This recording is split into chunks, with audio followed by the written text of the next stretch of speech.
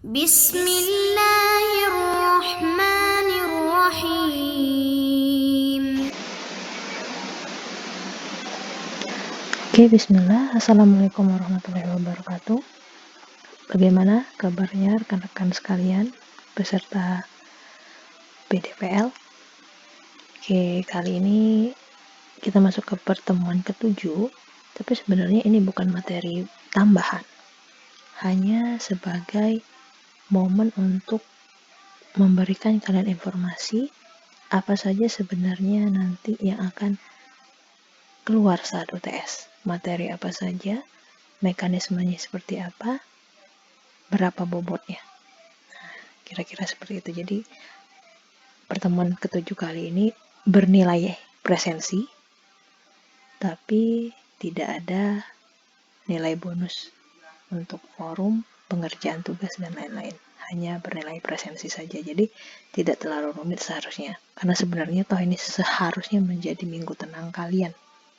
Oke, kita masuk ke sebenarnya apa materi yang telah kita pelajari di setengah semester ini. Dari awal kita mempelajari mengenai basic pattern, pertemuan pertama. Akan tetapi, kita hanya sempat praktikum di metode interface. Tapi, di slide, saya telah jelaskan secara detail mengenai basic pattern yang lain. Jadi, mohon dipelajari. Di antaranya ada interface, ada abstract parent class, ada private assessor method, ada immutable object, dan lain-lain. Mohon dibaca, karena ada beberapa yang keluar di soal UTS. Kemudian, kelompok besar yang kedua, kita mulai masuk ke creational pattern. Creational pattern, kita membahas masalah singleton. Singleton, ingat apa konsepnya? Satu kelas hanya boleh menginstansiasi satu objek, atau hanya boleh satu objek yang diinstansiasi pada aplikasi tersebut. Konsepnya.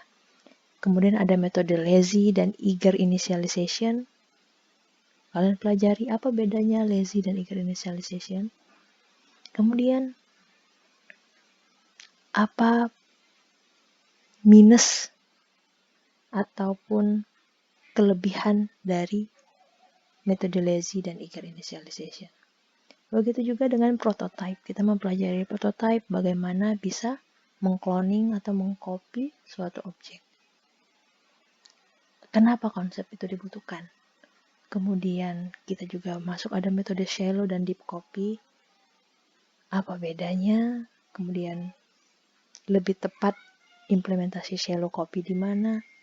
Deep copy pun juga demikian, lebih tepat diimplementasikan di mana, gitu kan? Pelajari itu. Konsep dasar sebenarnya. Dan kalian tidak harus terlalu terpaku dengan codingnya. Saya pikir saya menginginkan mindset kalian yang terbentuk gitu. Oke, konsepnya yang dipelajari. Kemudian abstract factory dan factory method. Kalian tidak akan tahu apa bedanya kalau kalian tidak mempelajari. Kalau kalian tidak baca video atau menonton video yang saya share kemarin. Kita tidak ada praktikum di abstract factory dan factory method, tapi ada kuis satu soal. Di situ saya lihat pemahaman kalian sampai di mana. Ada yang sudah dengan gamblang menjelaskan dengan baik sekali. Ada yang cuma sebatas konteks di slide. Ya, yang pasti kalian harus bisa membedakan dulu dasarnya perbedaannya itu apa antara abstract factory dan factory method. Ada yang bilang kalau abstract factory itu factory of factories, kan? Oh, berarti apa poinnya gitu? Itu yang nanti ditanyakan saat UTS. Kemudian builder. Kita mempelajari ini di pertemuan ke-6, pertemuan terakhir ada praktikumnya juga. Dipelajari tugas praktikumnya.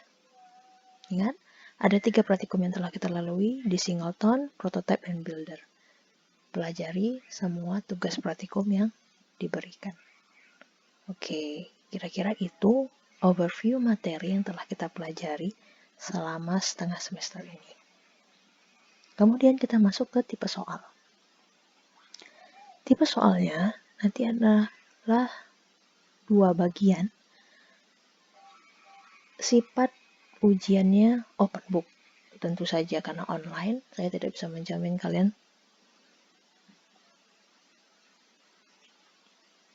100% jujur.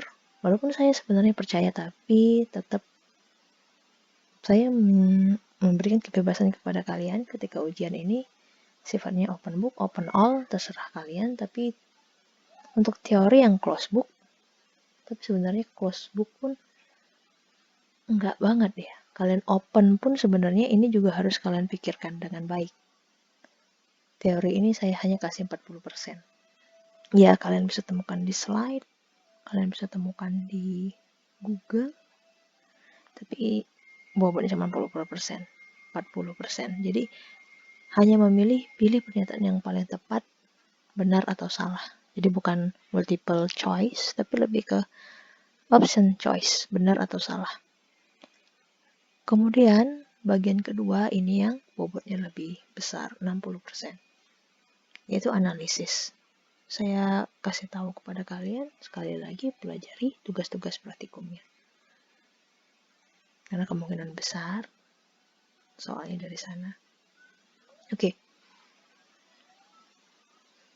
Nah, sekarang mekanisme UTS-nya seperti apa? Akan diselenggarakan secara online. Saya akan memanfaatkan Ellen. Lihat di sana nanti pengumuman-pengumumannya. Dan akan saya buka waktu pengerjaan UTS-nya itu selama 3 hari. Jadi kita sebenarnya dijadwalkan untuk UTS pada tanggal 15 April, jam perkuliahan kita. Tapi di sini saya kasih kelonggaran, saya akan buka soalnya itu, sesi UTS-nya itu mulai dari tanggal 13 sampai tanggal 15. Jadi 3 hari, 13, 14, 15 April. Bu, bagaimana nanti kalau misalnya ada yang udah buka duluan, terus dia share soalnya ke yang lain? Itu resiko. Saya menerima resiko itu, berarti ada teman kalian yang ingin menerima resiko itu. It's okay, gitu. Kekompakan kalian di situ kan berarti. It's okay. Gak masalah. Tapi yang pasti akan diberikan durasi pengerjaan UTS selama 150 menit saja. Jadi tidak bisa menjamin juga kalau orang pertama yang buka soal, mengerjakannya bareng-bareng, terus hasilnya bisa baik. Jadi saya sarankan lebih baik kalian pelajari dulu dengan baik, kemudian cari waktu yang sesuai dengan kondisi kalian, cari waktu yang kondusif antara dari tanggal 13, 14, dan 15 tersebut. Boleh diskusi kelompok sebelum mulai materi ketika kalian yakin ada satu orang yang aktif ataupun memahami konsep-konsep yang telah dipelajari dari materi maupun tugas praktikum. Nah, dan yang terakhir adalah tidak terdapat UTS susulan atau tiba-tiba tidak ada kabar, kemudian ingin mengajukan UTS. Oke, saya tidak menerima opsi itu. Jadi disarankan dari 13 sampai 14 sampai 15 April, kalian pilih waktunya sesuai dengan kondisi kalian, karena waktu telah disediakan selama 3 hari. Jadi tidak ada alasan tiba-tiba tidak bisa mengikuti UTS. Oke, saya pikir demikian pertemuan kita pada hari ini. Tetap jaga kesehatan. Nanti akan saya publish rekap absensi kalian. Kemudian kalau bisa juga dikejar dengan nilai tugas praktikum kalian. Saya akhiri. Semoga sukses UTS-nya. Billahi taufiq wal hidayah. Wassalamualaikum warahmatullahi wabarakatuh.